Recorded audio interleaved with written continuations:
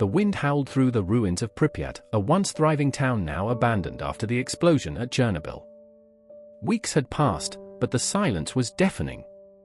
The air was thick with radiation, and the forest surrounding the reactor was now twisted and dark. Mikhail, a scavenger, ventured into this forest, desperate to survive. He had heard the rumors about mutated creatures lurking in the woods, but the need for food and shelter pushed him forward. Mikhail's steps echoed on the poisoned earth, the radiation still seeping into the soil. As he walked, the trees around him creaked unnaturally, their blackened trunks stretched and gnarled. Something wasn't right. It felt like the forest itself was alive. He heard a rustle, and his heart raced. Something was watching him. He gripped his rifle tightly, scanning the shadows. But the forest remained still. For now. Suddenly, a blur of movement dashed past him. Too quick, too unnatural to be a normal animal. His rifle rose, but the creature was gone before he could aim. His pulse quickened, and a chilling thought crept into his mind: what if the rumors were true? And then it appeared. A grotesque figure stepped from the shadows, skin stretched tight over its bones, eyes glowing yellow. It was a creature of twisted proportions, part man, part beast, its limbs too long and its claws too sharp.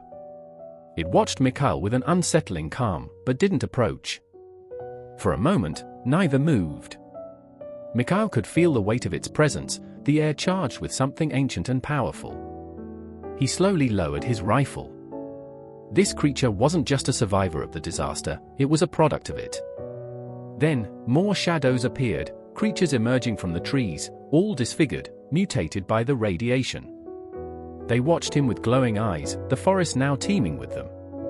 Mikhail knew he was surrounded. A shrill cry echoed from deeper in the woods, and the creatures began to stir. They were hunting. Mikhail turned and ran, pushing through the thick underbrush, the creatures following. Their footsteps grew closer, but he didn't dare look back. The forest seemed to close in on him, the branches grasping at his legs as he stumbled forward. Finally, he broke through the tree line and into the open, where the ruins of Pripyat lay ahead.